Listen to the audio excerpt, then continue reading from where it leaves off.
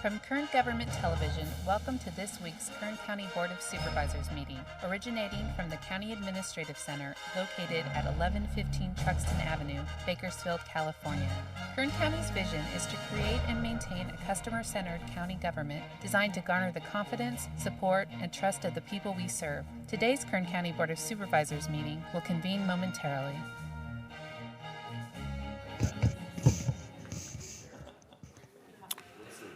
Good morning. Welcome to the Tuesday, October 15th, 2019 regular meeting of the Board of Supervisors. Board to reconvene. First item is roll call. Supervisor Gleason. Here. Supervisor Scrivener. Here. Supervisor Maggard. Here. Supervisor Couch. Here. Supervisor Perez. Here. Next item is the flag salute, and since I've been derelict and haven't asked anyone to do it, I'll lead it this morning. And please remain standing at the conclusion of that for a moment of prayer, silence, or meditation, whichever you prefer. Salute. Pledge. I pledge allegiance to the flag of the United States of America and to the republic for which it stands, one nation, under God, indivisible, with liberty and justice for all.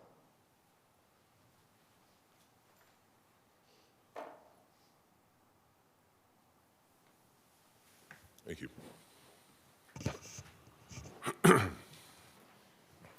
All right, I'm going to invite our pet of the week, Lee, out here and have him introduce Nick Cullen. Nick, come on out.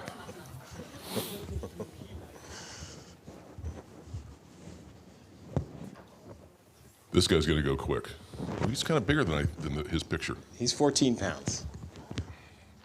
Look at him now. Look, he looks like he's like a ski jumper. Good morning. Nick Cullen, Kern County Animal Services. This morning's Board of Supervisors Pet of the Week is Lee, with his legs skied out like that. Lee is about a 4-year-old terrier mix. He's 14 pounds, as Supervisor Couch is already attesting to. 14 pounds, he's pretty full grown. He's not going to get much bigger than that. I say this every Tuesday when I bring a dog, and it sounds like I'm lying, but he is actually high energy. He may not look like it now, but he is high energy. He does love people. He loves other dogs. He's a huge Yankees fan, too. He told me that this morning. He said, "Go Yanks." But he's currently available for adoption. Actually, tomorrow morning he'll be available for adoption. He was found up by Panorama, and you'd like to return him to an area, someplace close to that area? Isn't that right? We can arrange that. Okay. He's actually was found in McKittrick, to be honest. He's a McKittrick dog. Is that right? That's Yes. a long ways away. What district would that be? That's the 4th district. Yeah. But like I said, Thank you, Mike. Thank you very much. he'll be available for adoption tomorrow morning. His adoption fee is just $85. He's a cute guy. He looked smaller in his picture. Yeah, he did. His picture didn't do him justice. He's, like I said, 14 pounds, full grown. He's an adult dog. Super good, super sweet. I've Gonna lost make somebody track, a good but family. we've got 7. Is it 7 or 8? This is 8. And we've adopted all of them. The last one was in the rotunda. The one before that was in a rotunda. Last week was Max. Max was adopted on Friday after the Tuesday morning board meeting. So. Anybody here? We got it. Our new goal is to get it in the rotunda. Get it done in the board chambers, not just the rotunda. There's some people in the back that are interested. Go see them. Will you remind me, is he vaccinated? Good question. Lee is not vaccinated and neutered just yet. He will be neutered tomorrow. All the dogs that adopted from the Kern County Animal Shelter Maybe that's why he's got his legs out like this or something. are fully vaccinated, spayed and neutered, and a license for a year. Oh, I see. Okay, so it happens before they leave. Correct. How did you match the leash to your... That was purely by accidental? accident. Okay. I am not that smart. Thank you. Thank you. See you later.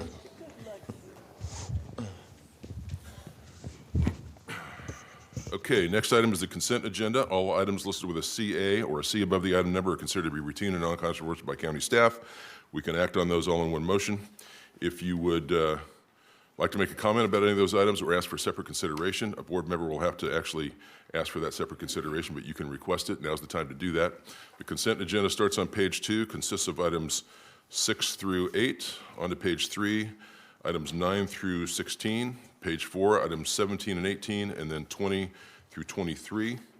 So really only item 19 and items 1, 2, 3, 4, and 5 are not on the consent agenda. Is there anyone here who would like to make a comment on any of those consent agenda items that I just listed off?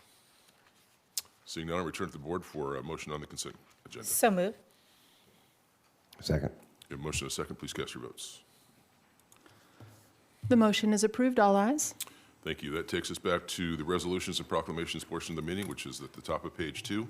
Item 1 proclaims October 19th, 2019 as Hart Park After Dark Family Fun Night in Kern County. It will be presented by Supervisor Maggard. Yes. Motion to approve. Second. Discuss your votes.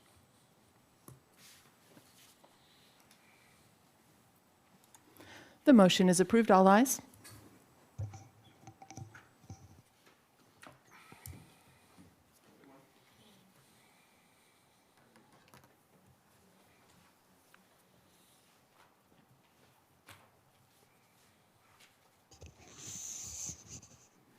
Good morning, colleagues. It's my pleasure to be with you this morning to talk about Hart Park After Dark, or as they say in the 1st District, Hart Park After Dark.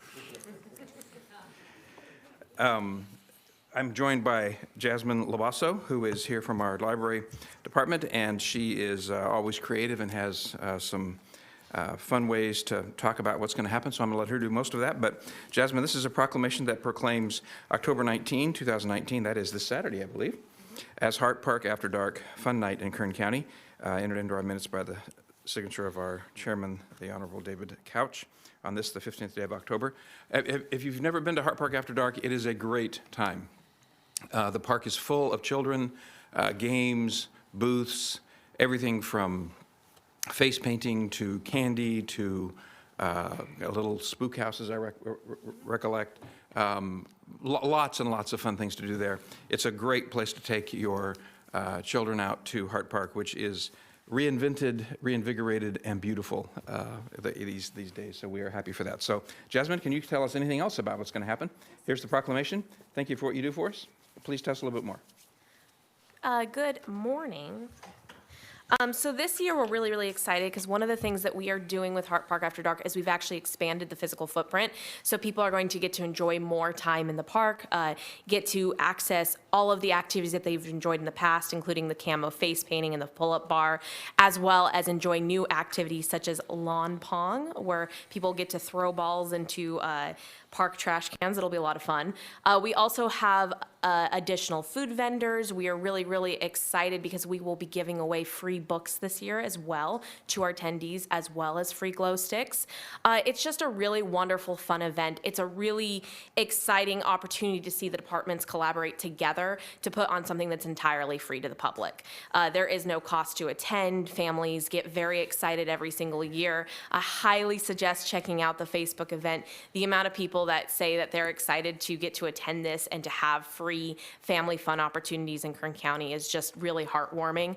And we're really excited to continue to collaborate with the County Administrative Office and General Services Parks to make this possible. So I invite you out. I hope you guys can tell everybody that you know and that we get a really good turnout this year. Last year we enjoyed an attendance of over 5,000 people. I can only hope that it increases this year and that all of the wonderful departments that are collaborating with us will also get to see a lot of people and enjoy that face-to-face interaction. Another wonderful thing that we're really excited about this year is that we're working with the Girl Scouts to put on a jack-o'-lantern walk as a part of it to really create that Halloween ambiance and to just get excited for Halloween. So I do have flyers for you guys that I would love to share, but that is pretty much it. Can you remind us what time it starts? Oh, I'm sorry. It is 5 p.m. to 8 p.m. So if anybody plans to go to Boo at the Zoo, you can head right on over afterwards. And the cost is? Free. Free. That's Okay. the best part. Thank you very much. I'll take those up there for you. Thank you. Thank you. Have a good time. Thank you very much.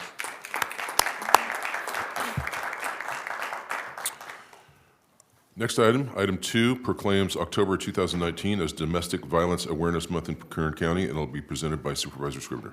Thank you, Mr. Chairman. Motion on proclamation? Second. Please cast your votes. Motion is approved. All ayes.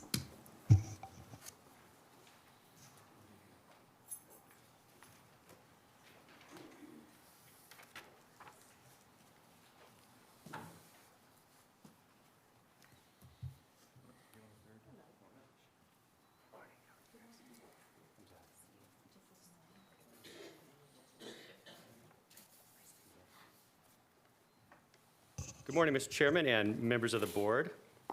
In 1989, Congress designated October as National Domestic Violence Awareness Month. Domestic violence comes in many forms. These forms of domestic violence affect people of all backgrounds and have a lasting impact on children.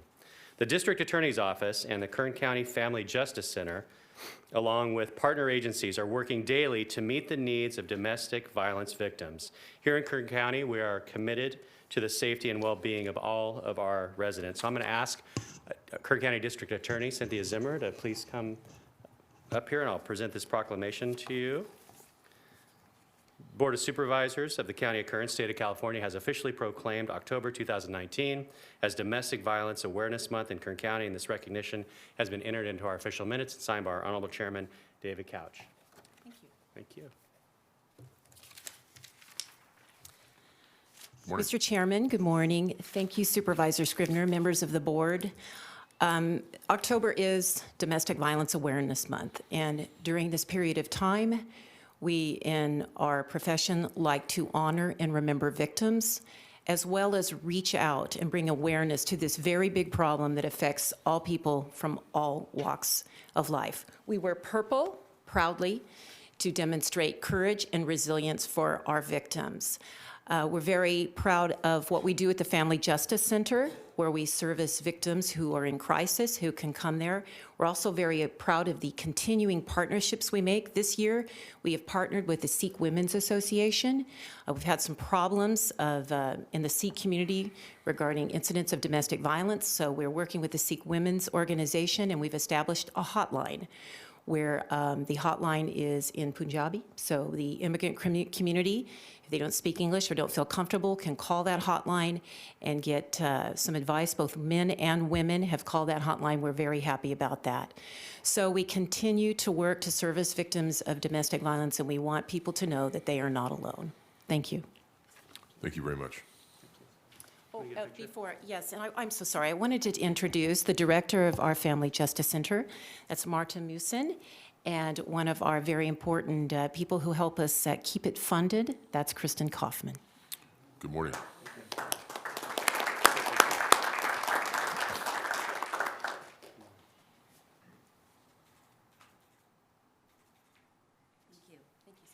Thank you, Supervisor, and thank you for being here this morning.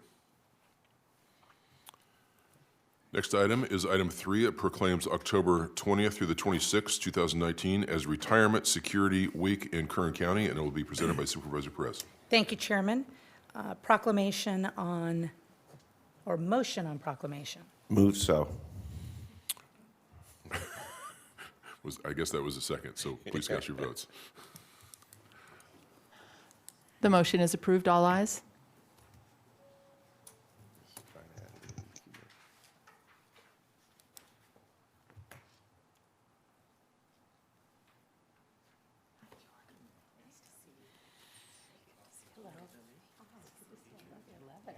Fun. Totally fun. Okay, good morning, Chairman Couch and fellow members of the board. Today we proclaim October 20th through the 26th, 2019 as Retirement Security Week in Kern County. National Retirement Security Week began in 2006 in an effort to raise public awareness about the importance of saving for retirement. Each year during the third week of October, employees have the opportunity to reflect on their retirement goals and tools available for personal savings and future financial security. During this week, employers will often educate workers how saving for retirement is key to financial health and security and raise awareness of the various options in saving for retirement. Here in Kern County, our treasurer and tax collector will be hosting informational sessions on the journey to retirement for our county employees. This is our effort to encourage employees to begin planning early for retirement and to take advantage of the resources available to them. This is also a great reminder that it is never too early to begin planning, and it is a stark reminder that things will continue after we leave, as you know, right? Life will go on without us, and we have to prepare for that stage of our lives. On behalf of the Board of Supervisors, I join my colleagues in making this proclamation of October 20th through the 26th, 2019, as Retirement Security Week, and thank Jordan Kaufman, the one and only, and his staff for providing valuable information and resources to our county employees in an effort to secure their futures for themselves and their families. The Board of Supervisors, County of Kern, State of California, has officially proclaimed October 20th through the 26th, 2019 as Retirement Security Week in Kern County, and this recognition has been entered into the official board minutes, signed by our Honorable Chairman, David Couch, and signed October 15th. Jordan Kaufman, if you would come forward, please. And I want to thank you for your passion on an otherwise somewhat dry subject. You bring a lot of life to it. In particular, you scare us, I think, effectively when thinking about how important it is to be prepared and to think today about what is inevitable for all of us. So I am so pleased that you bring an otherwise dry subject to life and help us understand its relevance today, and that there will be this chapter upon us whether we like it or not. So thank you for that constant and grim reminder. Jordan Kaufman. The floor is yours. Thank you. Thank you, Supervisor Perez. Good morning, Chairman Couch and members of the board. I don't know how I can follow that. That was really nice. But thank you all for proclaiming next week as Retirement Security Week in Kern County. Last month in September, the U.S. Senate passed a resolution designating next week as National Retirement Security Week. So there is apparently one thing that the U.S. Senate can agree on, and that is that the importance of planning for retirement. So my office, as the Deferred Compensation Plan Administrator, works with our Deferred Compensation Record Keeper, Voya Financial, to provide really a comprehensive plan that helps all Kern County employees, as well as very personalized retirement planning services through Voya Financial as well. And in fact, we don't just service Kern County employees, we are a multi-employer plan, and so we also service Kern Medical, we service the courts, and the Kern County Water Agency. So all of those agencies are under our umbrella. So our push this year for locally for Retirement Security Week really is twofold. One is the importance of employees taking advantage of the 6% match that they have for those that are eligible. That's something that I say every year, I say every month, I say every day, and we really try and push these that are eligible for that 6% match to take advantage of it, because of course they are in a lower retirement tier, tier 2. So it's really important for them to take advantage of that match so that when they retire, they do have the financial resources necessary. Secondly, it is to educate employees on the plan.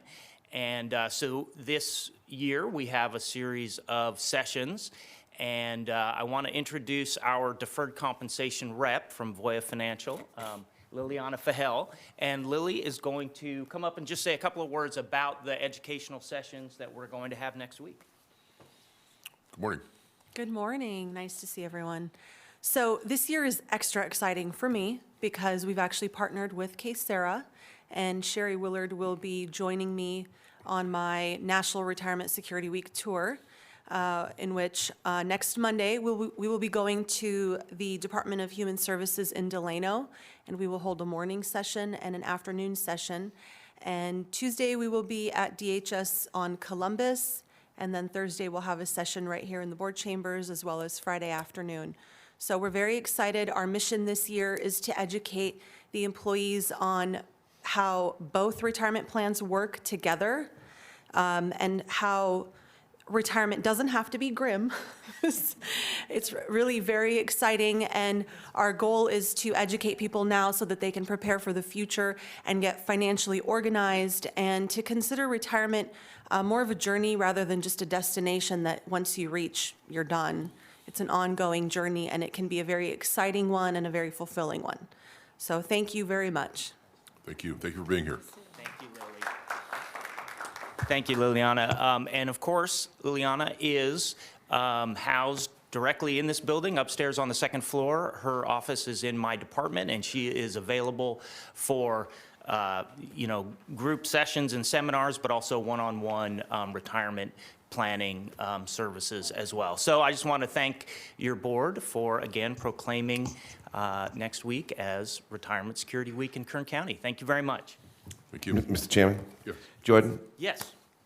I don't mean to put you on the spot, but do you have any idea what percentage of our employees take advantage of the 6% match? And how that relates to a national standard, and how you form an opinion as to whether our employees are informed, and how that relates to your marketing plan to increase that rate if necessary? Excellent questions. And yes, we track that on a monthly basis. Right now, approximately 55% of employees that are eligible for the match take advantage of it. Obviously, our goal is 100%, so we are far from that. If you compare our plan, however, to other governmental plans that also have a defined benefit plan, a pension plan, our participation rate is higher. However, there is more work to be done, and we market that to all employees. We market the plan to all employees, but we specifically try and target those employees that are eligible for the match. Thank you. Mick, I'd like to add, too, now that we're on the subject, that 78% of Americans live check to check. That's the most recent data that we have. That is alarming, and it is really remarkable that Kern County offers the match to its employees. And we were having a conversation here. We think 55 may be low. It may be higher than that, but certainly we need to encourage our employees to take advantage of what is, an almost unparalleled program at this time, at this juncture in, thinking about these issues historically. Thank you, Mick, for your interest.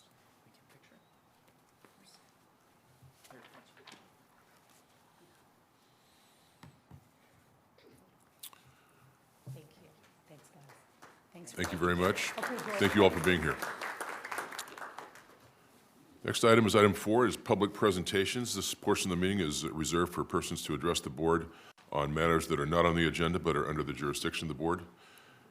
Is there anyone here that would like to make a public presentation? Chief? Welcome. Good morning, Chairman and members of the board. I'd like to give a brief 2-minute update on public safety power shutoffs that have affected all of our community of Kern County to some extent or another, all of our districts.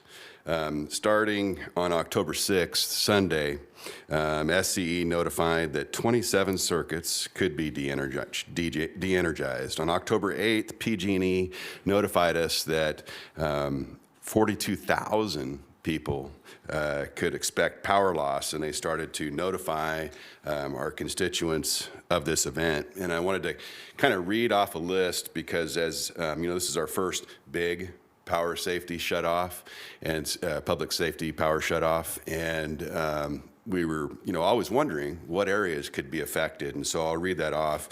Arvin, 961 people. Bakersfield, 32,000 people. Buttonwillow, 127, Dustin Acres 64, Edison 6, Fellows 62, Lamont 48, Lebec 669, Maricopa 634, McFarland 77, McKittrick 5, Mettler 15, Shafter 332, Taft 6,571, Tehachapi, Tutman, Valley Acres, and Wasco. And so you can see it could affect all of our districts.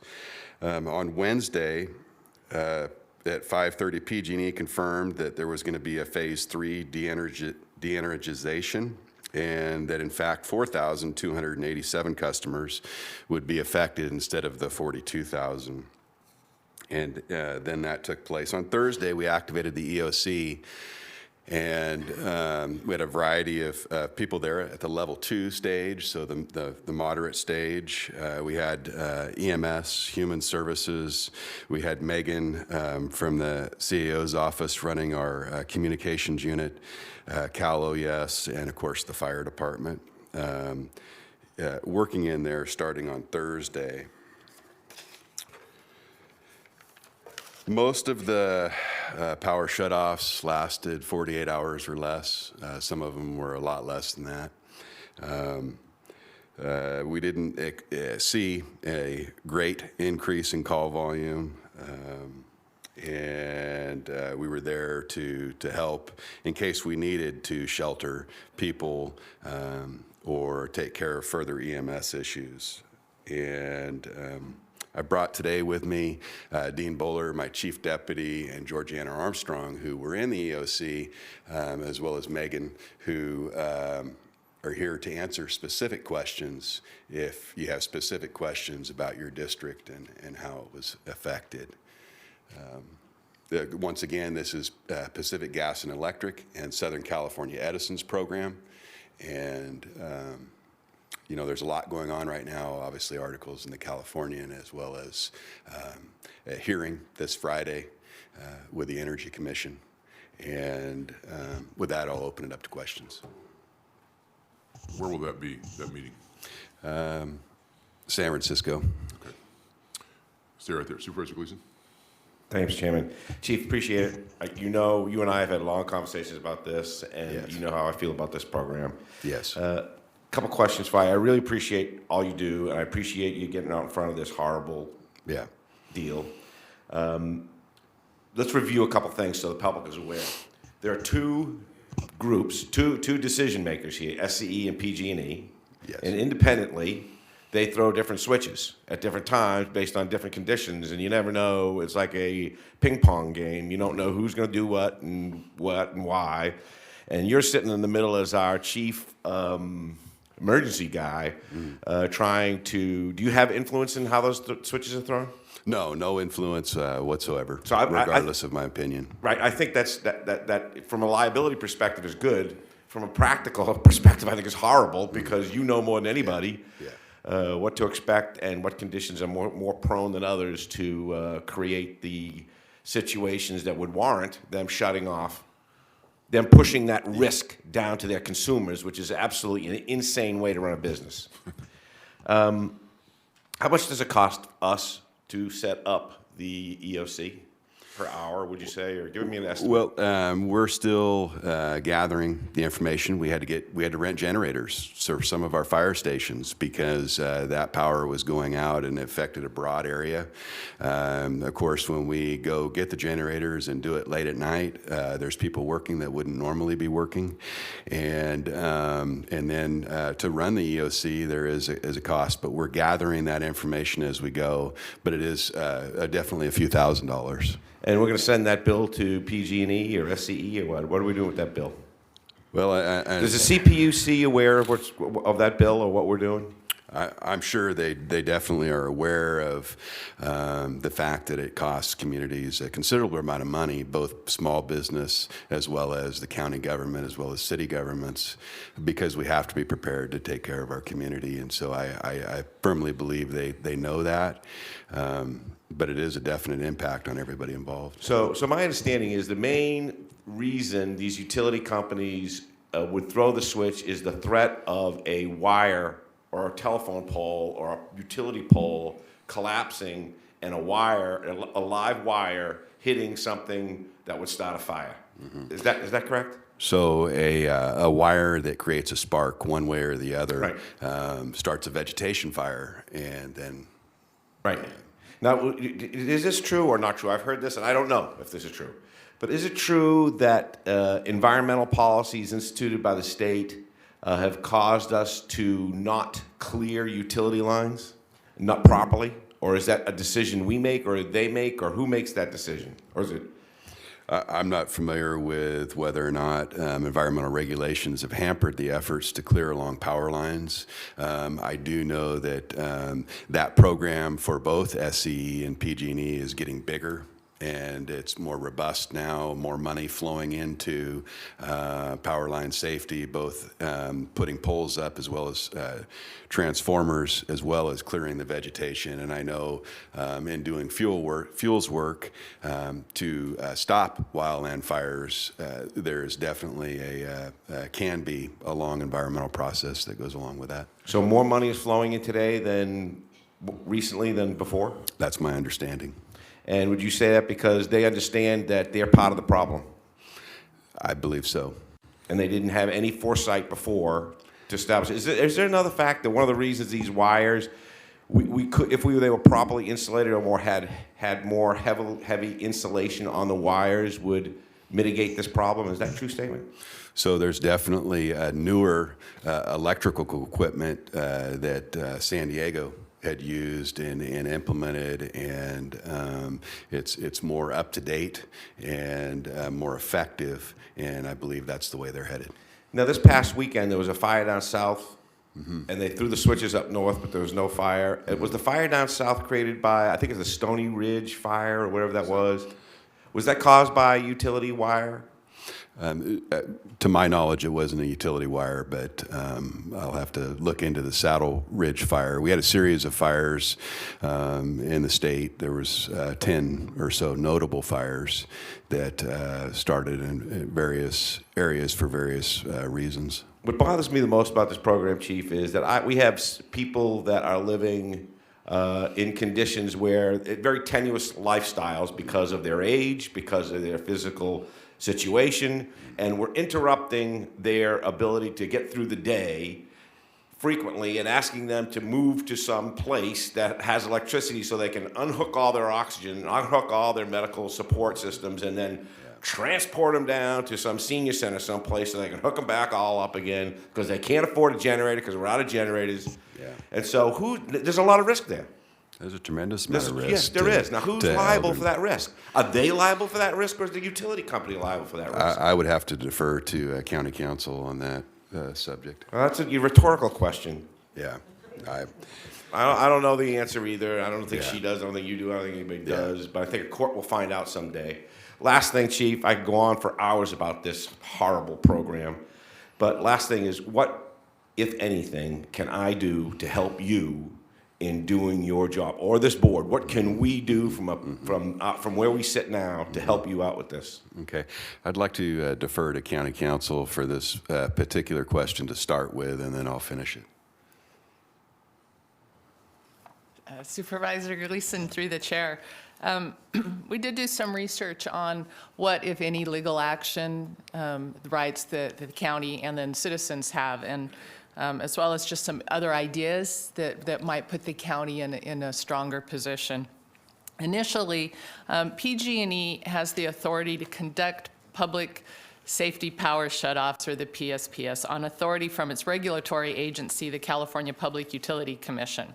Specifically, California Public Utilities Code provides that the state's investor-owned utilities, electric utilities, notably PG&E in Southern California Edison for our purposes, may shut off electrical power, which is referred to as de-energization, or a PSPS, to protect public safety.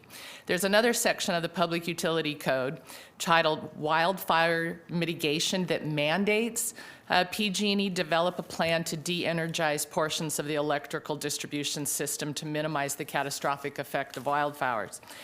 The Public Utility Code provides that the CPUC, the California Public Utility Commission, it grants them sole authority to punish PG&E for any failures to follow its wildfire mitigation plan through the enforcement powers of the CPUC, as well as monetary penalties that the CPUC can impose on PG&E.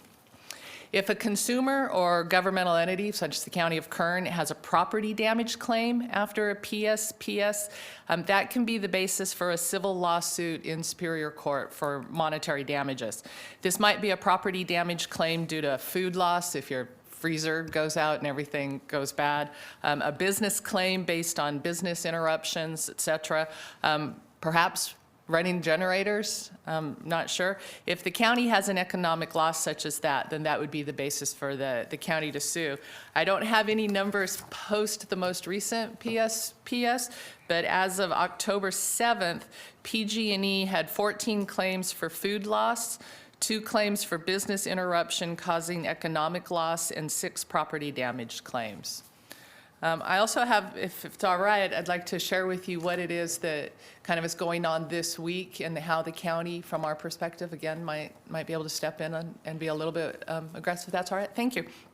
The recent PSPS that PG&E implemented and which impacted Kern County and other parts of California was met with quick and firm response by the California Public Utilities Commission, which is the regulatory agency overseeing PG&E.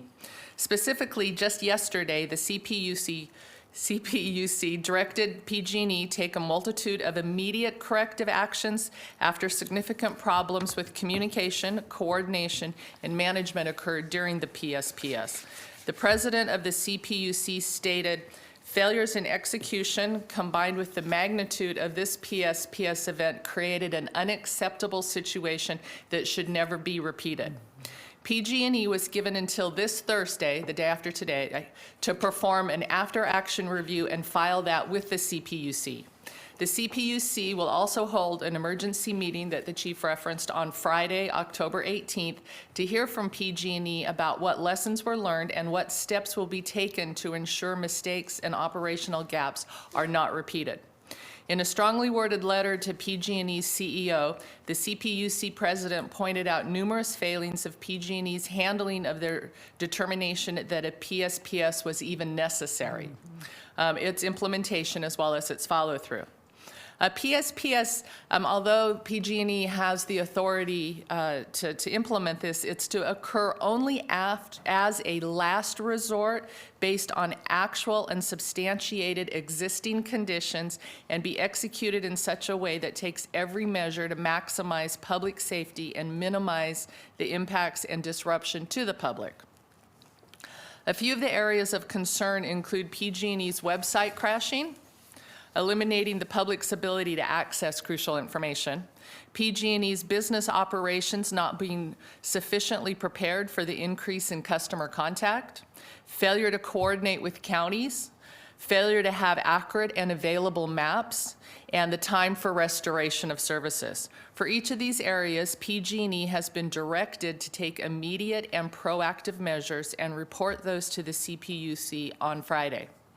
The governor has also spoken out against PG&E's actions, stating it was clear from the start that PG&E implemented this extraordinary measure with astounding neglect and lack of preparation. He joined the CPUC in identifying numerous areas of concerns and failures. He has asked that all residents and small businesses impacted by the PSPS receive a credit or rebate on their electric bill. And as I said, we believe there are some things the county can do to make sure our experiences are reported and considered. For instance, those impacted by the PSPS could contact you, their board members, to share their experiences. And we'd suggest that all such information be compiled and then shared with the CPUC. And I think the county should consider sending someone to participate and voice our concerns at Friday's meeting. An assessment should also be made as to whether the county suffered any losses as a result of the PSPS. If we were unable to perform emergency services, if there was a danger to the public health or welfare. If losses are identified, we should pursue a claim for damages. Finally, the CPUC is also conducting a second phase of rulemaking in connection with the processes and practices of de-energization or PSPS events. During this phase, the CPUC will consider, among other issues, identification and communication with access and functional need populations, communication with customers while the power is turned off, communication during re-energization, mitigation measures, coordination with emergency responders, and transmission-level de-energization.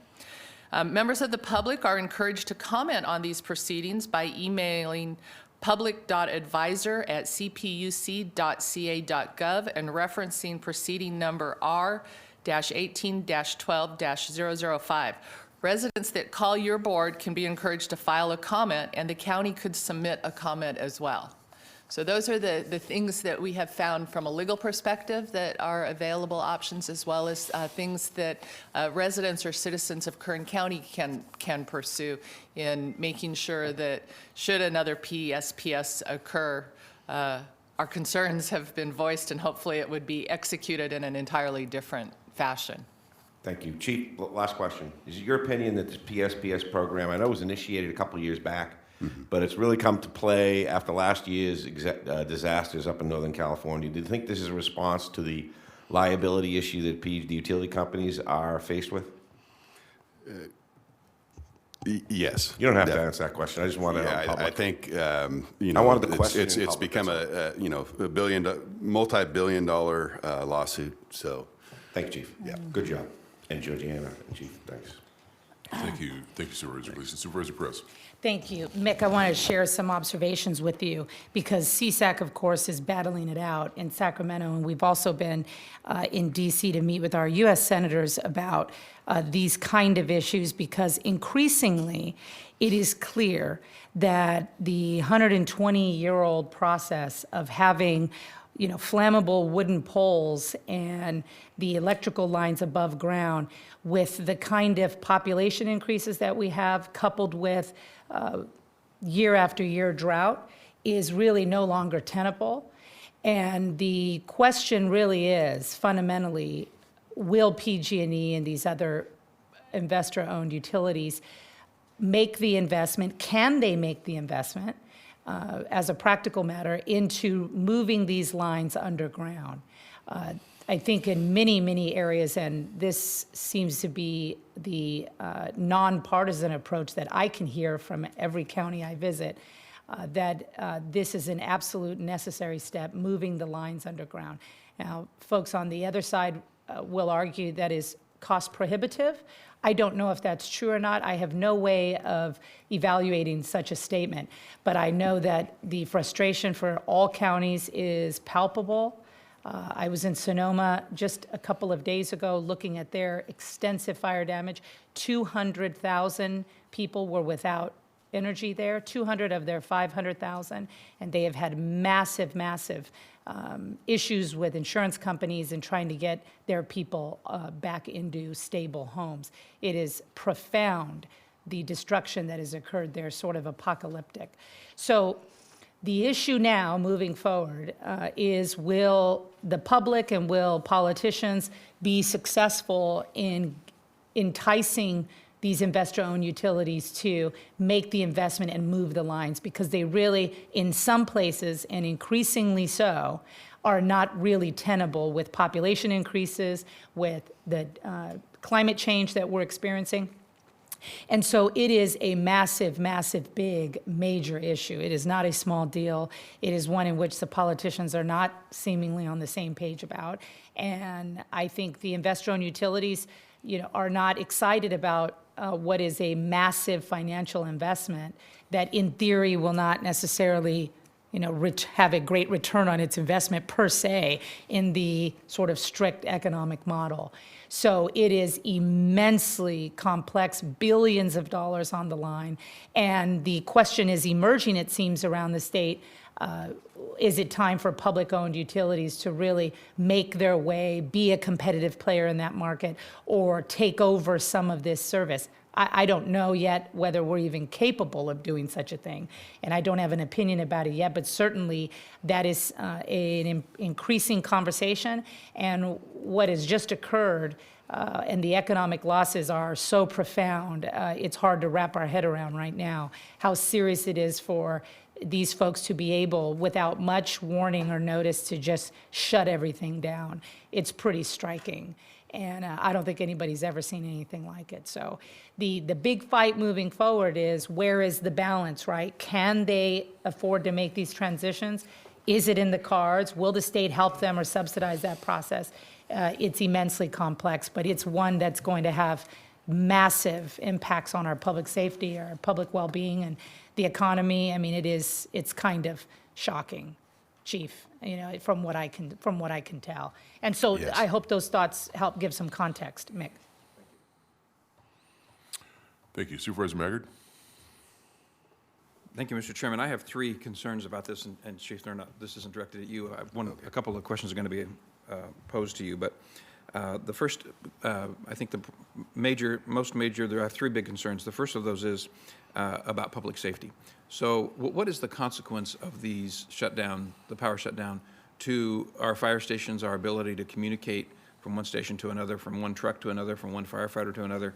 What is the consequence of upon that system from this shutdown?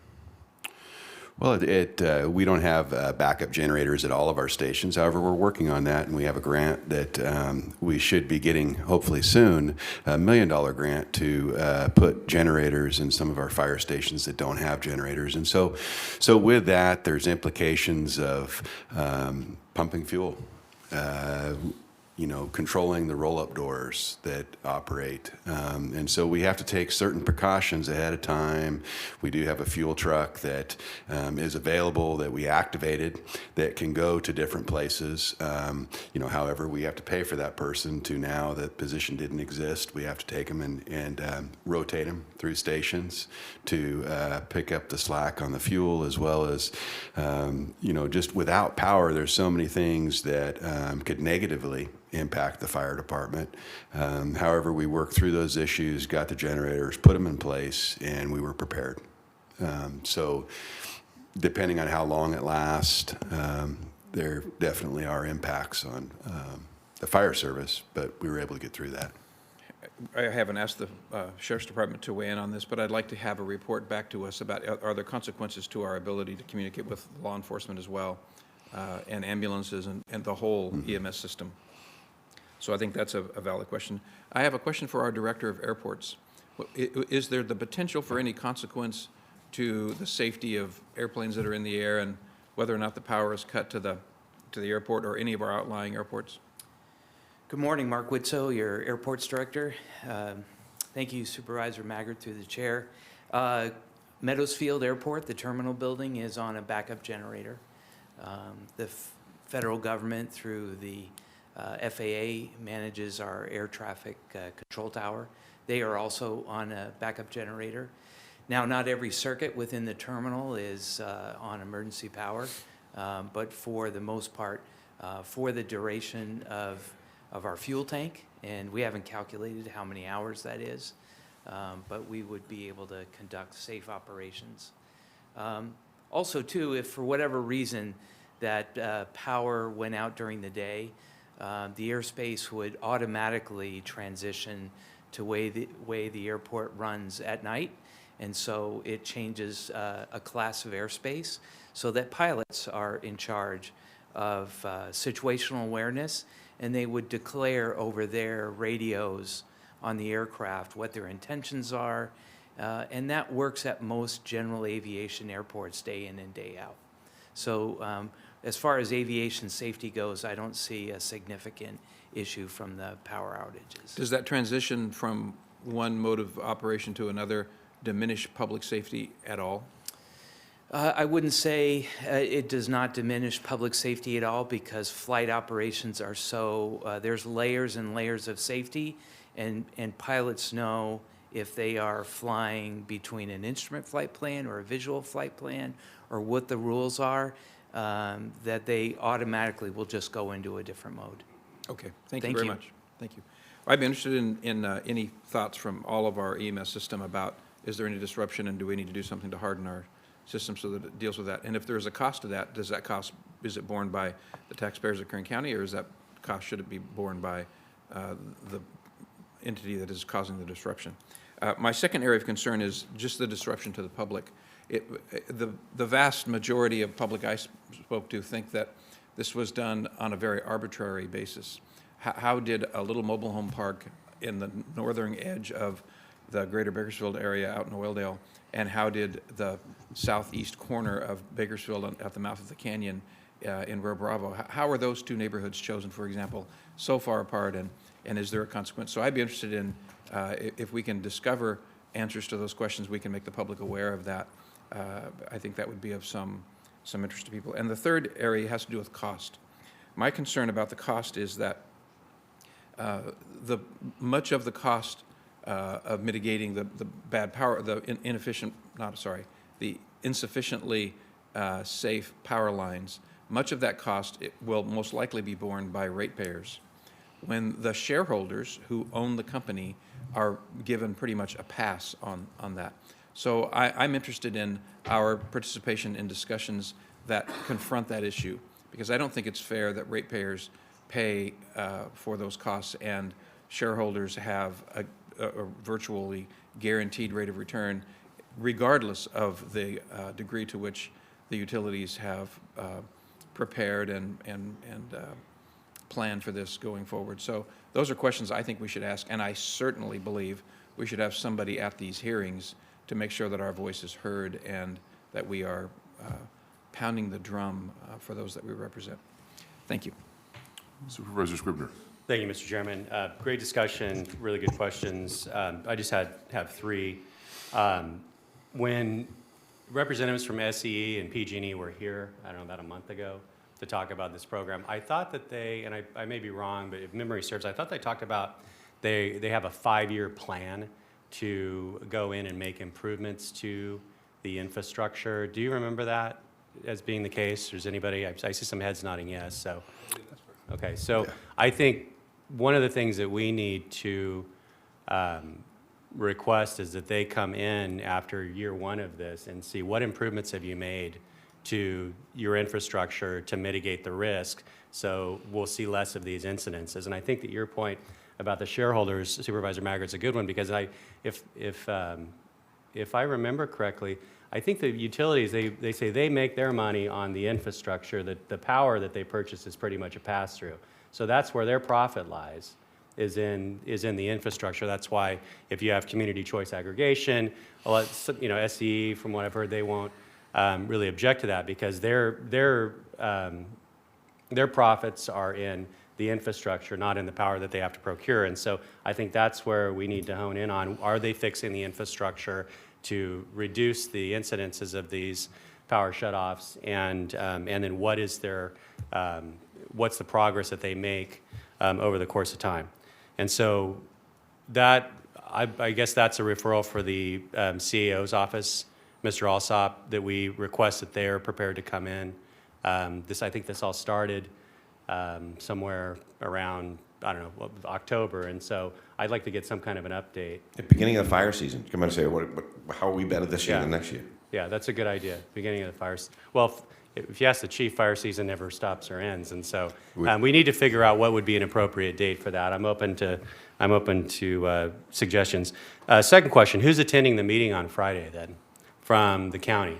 Ms. Raizan, I thought that the information that you presented was very good, but do we have someone identified from the county that's going to be attending this meeting in this hearing in San Francisco that's occurring Friday? I have not spoken to the fire chief directly about that, or Mr. Alsop. I'll toss that over to the fire chief. Yeah, I'm not sure who we want to identify to go to a hearing in San Francisco. Who makes the most sense? Do you have any suggestions, Mr. Alsop? Someone from your office that could represent the county, or someone from the fire department? I'm either one, or even county council. I think any of those could have probably effectively expressed our concerns.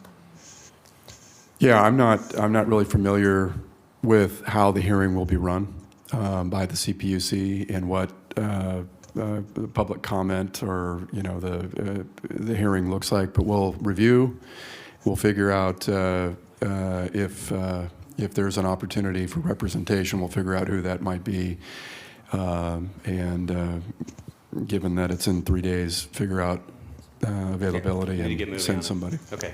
Yeah, so I'd like to make that referral to staff to identify who from the county is going to go and represent the interests of the county and our constituents. Lastly, Ms. Raizan, the info that you presented, there was quite a bit there. I think that it would be of benefit to our constituents if the members of the board could post that on our websites, our county websites. Also, if we want to push that out on social media, places where the public can make comment to the CPUC and wherever else. So if you could try to the extent appropriate, condense that condense that information and then send it to the board members. I'd like to put it on my website and push that on social media. Chief, thank you very much for your presentation. And Supervisor Gleason, it appeared to me that you might have initiated this, and so, no? Okay. Well, Good job, Chief. okay, well, good. Well, anyway, thank you very much. That was great information. Mr. Chairman, could I add one thing to the referral? Sure. Can you make sure that you review the array of concerns that we've expressed and assure us that those will be given a voice at Friday's hearing? Thank you. Could I add something to that? And that's, how do we even deal with the traffic signals?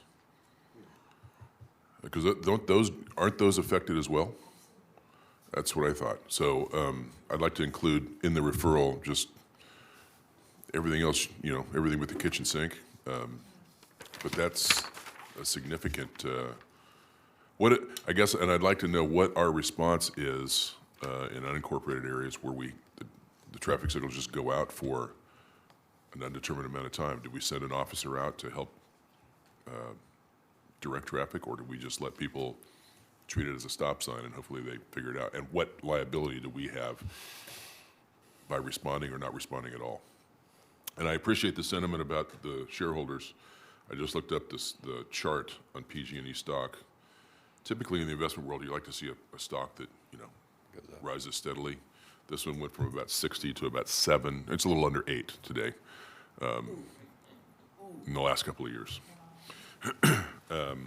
Anyway, Chief, any closing comments by anybody? The board has, Supervisor Maggard, do you want to jump back in? Yes, I'm sorry to do this 3 times, but I have a concern about people that are home that are medically fragile. Yeah. My father spent the last 12 years of his life as a quadriplegic and was on an air mattress that had baffles in it, and it shifted his body weight constantly so that he, without going into more details, he maintained his health much, much better. All of those mattresses go flat, and those patients lay on a hard pan bed floor, on the floor of the bed, within 20 minutes or so when power goes out. CPAP machines, breathing apparatus, oxygen machines, all the things that we had to have to maintain his life were disrupted by power outages. I think that element of the discussion has to be on the table about how we deal with the consequences, the life-threatening, irrevocable changes to people's lifetime lives from the medical circumstances. So That's a good point. I know I heard on the news that there was an oxygen-dependent man that died due to the shutoff, and I only heard of that one incident. But so I'm going to make sure one's too that's many. part of that discussion as well. Thank you very much, Mr. Chairman. But, Chief? I'll just follow up with that, Supervisor Maggard, through the chair. That is one area that we've identified that we need to work on going forward, is gathering pertinent information from our community members of their medical conditions and where they're at and who's going to need more help than other people of those areas affected. And so Georgiana and Chief Bowler are looking into that, as well as EMS. And, as we can see, it's affected everybody, but public safety-wise, we're prepared. We're prepared. We're going to take care of business and continue on. But we'll continue to work on it, and we'll move forward. Thank you. Thank you. This was not agendized, but we've had a pretty robust discussion. Is there anyone here that would like to comment on the general subject? I see you there. What are you so shy about? Just waiting my turn. Come on in. I'm Michael Turnipseed, representing the Kern County Taxpayers Association. For the last 25 years, this is not something new. California state legislature started interfering with the public utility business 25 years ago. And this is not PG&E's first bankruptcy, it's its second. And these are very rare things that a utility goes bankrupt. And I hear you talk all the time about 109, 47, 57. You think criminals and that's all screwed up? Just think what they've done to the utility market for the investor-owned utilities. We don't hear any problems with SMUD in Sacramento or Modesto or LA Water and Power. because they're not under the regulation of the PUC. For the last 10 years, Kern Tax has been following and participating and intervening in rate cases. And if you really want to know about utilities in California, and before I've done it, before you waste your time and go to San Francisco and stand in line for public comments, and there'll be hundreds of people in line, and after about 3 hours, the chairman will say, well, I'm not going to 3 minutes, let's go to a minute. I've been there and done that. So you drive 4.5 hours up, 4.5 hours back, and you get to talk for 1 minute. May I suggest all your concerns need to be placed in writing and filed with the PUC chairman.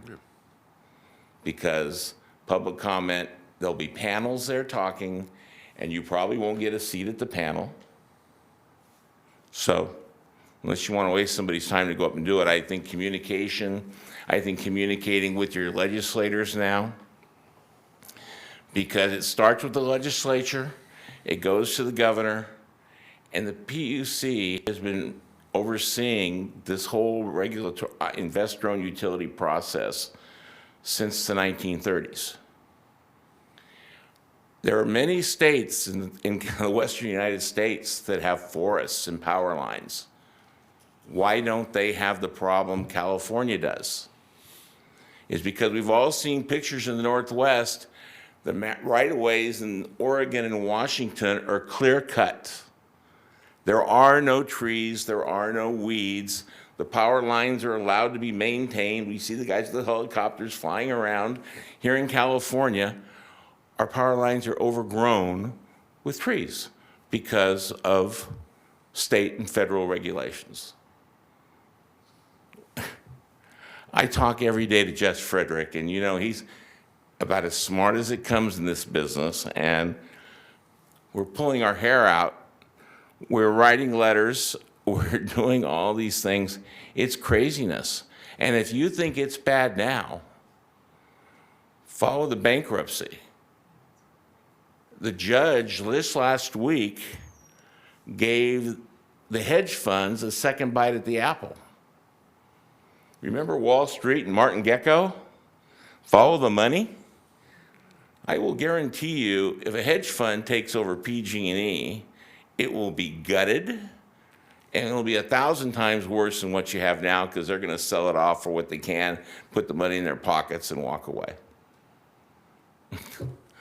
For the last, year, Jess and I meet we almost talk every day about what we should be doing and how we should be responding.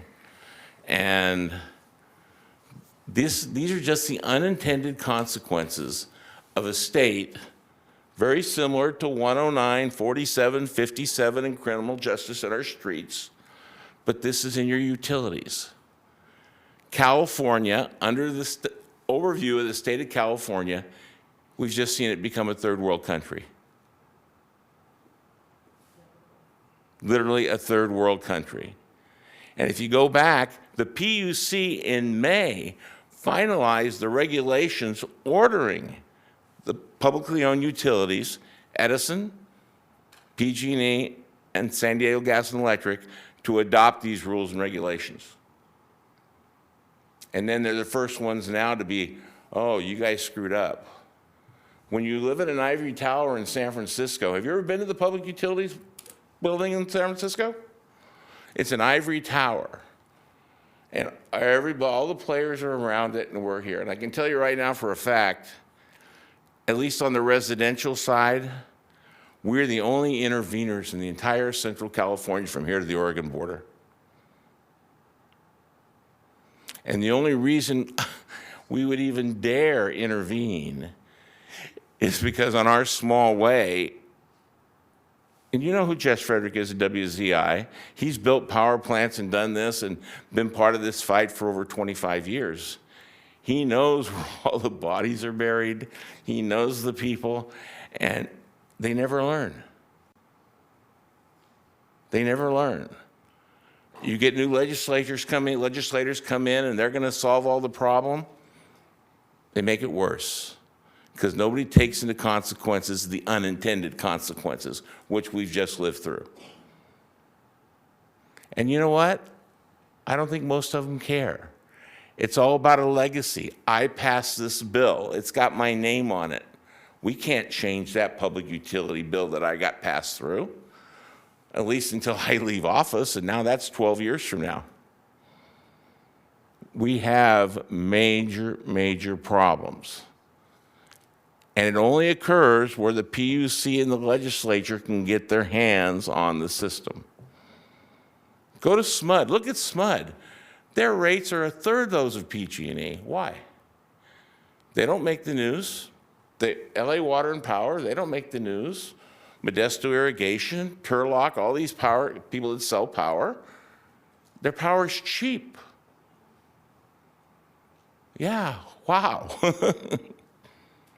That's what CSAC should be looking at. How did we get into this mess? And if you have any questions, I'll answer them, but I can tell you, Jess and I have already talked this morning, and we're just like, the PUC of all people call the pot calling the kettle black. They're the problem. The former executive director of Kern now sits on the PUC. What does he know about running a utility company? Zero. It's a mess. And again, do you think public safety is a mess? You know, you x squared, x cubed, x to the fourth. This is probably x to the 10th problem. So you're going to be talking about this a lot. Hang on just a second. Supervisor Press. Mike, thank you. You've been talking about ratepayers and defending ratepayers for as long as I've known you. And 10 years, next January. You are an actual voice of the people. I think the stress and chaos of last week is so profound. Third world country is exactly accurate, and it is terrifying, and it's gotten the attention of people in a way that I've not seen before. There really has to be a political movement to change what has happened at the CPC. You've been there how long, talking truth to 10 power? years. And here we are with a disastrous situation. I think we really need a plan at the local level to rally the troops in a bipartisan way, post-partisan way, and absolutely demand change. It has to be political, it has to be pressure, otherwise there's no reason to change it, Mike. The narrative is too simple. The narrative is we are different in California. We're smarter than everybody else. Just look at us, we're California. Washington, Oregon, Montana, do they have the fire problems we have with utilities? No. Are their utilities buried underground? No. What made us different? We had a system that worked really well until 1995. And that's when this legislature started getting involved with the process. And within 5 years, PG&E was bankrupt the first time. And if you talk to Jess, and I recommend you talk to Jess Frederick before you get too involved with going to the PUC, he'll tell you the seeds for the second bankruptcy were in the first bankruptcy. Just like World War II was a product of what happened in World War I. Sure. And the problem is we don't study history, and we forget about all that, and we only think about today and not what happened 10 years ago. And I know I've talked more than 2 or 3 minutes, but I've been saving my time. Mike, I want to You can't work bank with it, you. Mike. Chairman, I'm almost done, sorry. I understand. Sorry I've gone on. Thank you for your indulgence. I want to work with you, Mike, to get with the director of CPUC or get them here, have a town hall, really take this issue head on from a taxpayer perspective and from a grassroots perspective. I think we can be really influential, and it needs to be done ASAP. The CPUC is appointed by the governor and approved by the legislature. It's a political problem. Of course. Those are political appointments. Right. Not because they know anything about power, not because they went to college or they were a friend or they play golf or they do something with a buddy. And it's basically if California doesn't have reliable, inexpensive, but reliable is the most important part, electricity. We've gotten past cheap electricity a long time ago in California. Now the reliability is gone. What's left to the system? And we need a grid. We need to be able to move power from the Northwest here. Absolutely. The Mike? system is, look anywhere else in the rest of the country. Nobody's having problems with California. And you're going to go to the legislature, but they know it all, and the governor knows it all, and he can point fingers with the best of them, but this happened under their watch. Absolutely. Well, every politician responds to political pressure, Mike. It's the only thing that really works, as you know. And we have to move on it very quickly.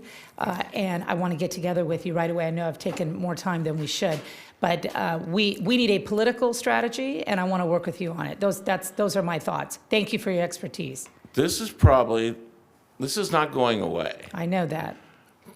This is the biggest problem on your plate. It's been on your plate for 2 or 3 years, 5 years, 10 years.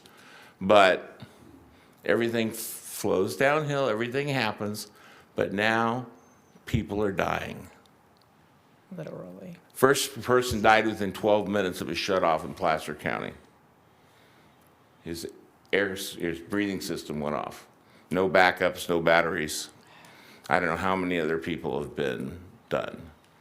But this is something that has to be taken away from the state.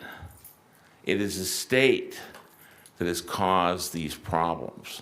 You can point to PG&E.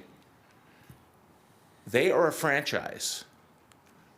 The investor-owned utilities were created as franchises under the state legislature, the governor, and the PUC to oversee them. Where's the oversight by the PUC? Where's the oversight and audits and all these things for the state of California for the last 25 years? They don't exist. Every legislator who's been there and voted for any of these reform bills for 25 years should be looking in the mirror right now, because this is really their worst nightmare. Literally. We are now officially a third world country. Literally. Thank you, Mr. Church. Chief. Mr. Alsip, you want to get in? Yeah, Mr. Chairman, I just wanted to clarify for the record today what you'd like us to do, and just so that we're clear. So you would like to ensure that Kern County is made part of the record and is on record with the CPUC for Friday's hearing with the concerns voiced here, the many issues and concerns that have been voiced here by your board, by our chief today on this issue, correct? I'm of the opinion, and I think as opposed to traveling physically up there, but just ensuring that Kern County is part of the record. It doesn't bother me if you do not attend the meeting, because I think you're only going to get a minute or so, but I think the board feels that we have to be on the record and in writing. Absolutely. In the best way you know how. The problem of not being there is that we cannot respond on the fly to the events as they unfold. So I think there is a disadvantage to just write a letter, will be put into a file with everything else and buried a foot underneath everybody else's comments. But being in the room presents the prospect of being able to respond instantaneously if circumstances call for it. Second bite of the apple. Having been there, done the line, and does those things, it's pretty much here. You get one bite at your apple, your minute, and they say, thank you very much. And unless you have people scattered all the way through the line, or you're the last guy in line, you're really not going to be able. It's going to be a madhouse. You thought smart meters were a madhouse. This is really going to be a madhouse up there. All right, and talk to Jess. You all know Jess. Give him a call and just say, what are we supposed to do? And you start pulling your hair out, Mike. So I have none left. Hang on a moment. Supervisor Perez wants to get back in there. Mike, I think I love your advice about putting something in writing and making it very well known what our issues are. Not too long or complex, but something that is manageable and user-friendly. And I have to agree with Supervisor Maggard that having a physical presence, to even read that letter, right, puts us there, able to analyze what's going on, read the politics, and, you know, move where we can. I think both of you are right on. Maybe CSAC should be there with 58 letters. CSAC will be there. Well, let them drop the 58 comments because they will have more power and influence than, and every county is being affected by this. Indeed. And they're up in arms, I promise you. I'm sure they could do a drill and get letters signed and get a position signed and get something up there and have the presence. Because I just see it's going to be a madhouse. The Bay Area people, you know, they shot down the Caldecott Tunnel, Berkeley. People are screaming in the East Bay. It's not just us. But the chaos is why we should be there, though, Mike, to not miss that opportunity. This is a time unlike any other. We have never seen, not in my lifetime. Well, you better go tomorrow because the room's not that big. It's not much bigger than this room, if it's as big as this room. So I don't know where they're going to put the people. No, they better make That's room. a problem, too. No, I'm just saying logistics. It's the only thing that moves these people, Mike, is the political pressure. Okay, That's all we got. Yeah. Let's move this along Yeah. if we can. Thank you. Thank you, Supervisor. Do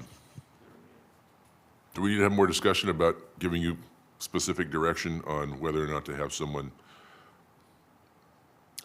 If people feel strongly on the board about having someone at the meeting, I think we should do both. But clearly, I think the comments on the record, to me, are the most important. We'll have the comments on the record, and we'll huddle and work to have somebody drive up there for the meeting. Yeah, the legislature is clearly not the smartest people in the room if they can't even keep the lights on. All right. And no water either. We're in public state presentations. Is there anyone else here? Chief, would you like to make any closing comments on this item? Or are you good? I don't want to move on if there's something else that you need to add. No, just in closing, we're going to work through the issues. We're going to be prepared if it's 1 year or 5 years. We're going to continually improve within the EOC, and we're definitely going to deliver a quality product, and we'll continue to work through issues. All right, thank you. Are there any other public statements this morning on any other topics? Seeing none, we'll go to item 5, which is board member announcements and reports. I have one. I don't see anyone else, but in the news recently, again, the legislature helping us out, moving some money from the Highway 46 project. And I read an article in the LA Times about how that at least one legislature was quoted as saying, this project and the two others that the money was moved from, just to put into a pool of money for some future projects like light rail or something, we're from moving the money from projects that were not ready to go ahead, which is entirely inaccurate, at least as far as 46 goes. I don't know about the other two projects were in the northern part of the state, but the Highway 46 widening project is clearly ready to go. There's even federal money that's involved in that. And we are in the process of buying up all the right-of-way currently. Can you bring back to us, if the board is so inclined, a strong resolution to forward to our legislators, to forward to the governor, specifically, we don't have to talk about the other two projects, but specifically with the project, the Highway 46 project, and keeping that funding, I believe it's SB1 funding, where everyone thought it was going to go in the first place. Do you need a motion to that effect?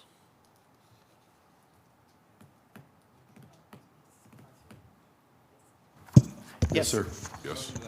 Thank you. Second. Please cast your votes. Thank you. The motion is approved. All ayes. Seeing no other announcements or reports, we'll go to item 19, which is a proposed agreement with Bell Textron containing non-standard terms and conditions for the sheriff's pilot flight training in an amount not to exceed $38,200. Yes, sir. Good morning, Supervisors. Chief Deputy Yock with the Kern County Sheriff's Office. The Sheriff's Office is requesting board approval of the proposed agreement with Bell Textron Incorporated for sheriff's pilot flight training This training will be held in Kern County to reduce travel expenditures. The use of the helicopters is an essential component of the Sheriff's Office law enforcement mission. The Sheriff's Office has 3 full-time pilots and 1 part-time pilot who operate the Sheriff's helicopter fleet, which includes 3 aircraft manufactured by Bell Helicopters. Operational safety requires continued education and advanced flight training to maintain proficiency in handling emergency conditions. Bell provides advanced factory flight training that meets the Sheriff's Office needs. This training provides pilots with the discipline and sound judgment needed in difficult flight maneuvers associated with patrol and search and rescue activities. County Council has not approved the agreement due to the non-standard terms and conditions. The operation of helicopters is inherently high-risk activity, and Bell is requiring the inclusion of non-standard terms. County Council is here to speak on the non-standard terms.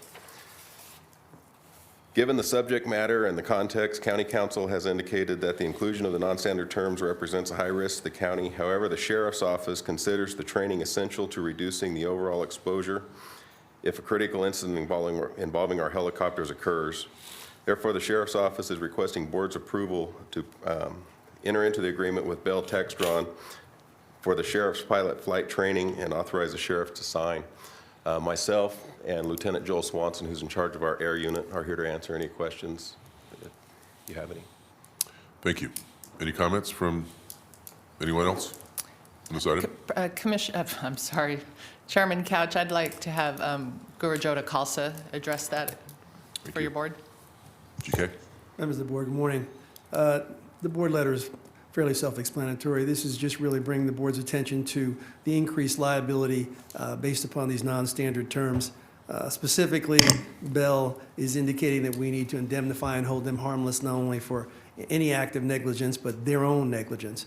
And so given the inherent nature of helicopter training, we would basically have a heightened risk of liability for any negligent failure of Bell, including our own operation of the helicopter under their training guidance. So this is really just an opportunity for County Council to call your board's attention to the increased risk, and I know the Sheriff has spoken to their need for the training. Thank you. Let's open this up. Is there anyone here that would like to make a comment about this item? Seeing none, I'll return it to the board. I noticed what your recommendation was. At least what's printed here in the agenda is the recommended action is to approve and authorize the chairman to sign. I think you said for the sheriff to sign. I misspoke. I'm sorry. Okay. All right. I'm sorry. I'm looking right above it. Wrong item. It says sheriff. You were right. Authorizing the sheriff to sign. Return it to the board for Supervisor Gleason. Action. Couple quick questions. Is the fact that we're signing this liability, indemnification of liability, caused by the fact that Bell is coming here to give the training and not having the training done at their offices, I think they're in Missouri? No. So they would have this, they would expect this mitigate this deal whether they were training in their home station or here? Yes, that's my understanding. This is their standard agreement. It's not impacted.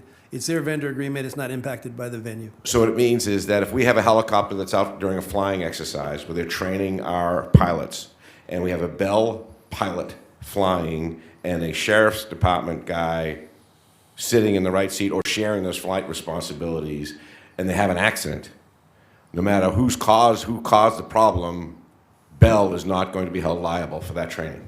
That's essentially correct, Supervisor. And that's a standard. That you're saying that's non-standard. That's non-standard in terms of county indemnity. Typically, what we like to have the vendor indemnify us for their negligent activity. They will not indemnify us or hold us harmless for their own negligence. Got it. Normal flight training, when they come out here, a Bell is not going to be sitting in the pilot seat. A sheriff's deputy will be sitting in the pilot seat, flying the plane and under the advice and counsel of the Bell pilot, correct? That's correct. I'll move on staff's recommendation. You have a motion and a second by Supervisor Maggard. Please cast your votes. The motion is approved. All ayes. Thank you. That takes us to the end of the morning agenda. I just need a motion to adjourn to closed session. So moved. We're adjourned. Thank you.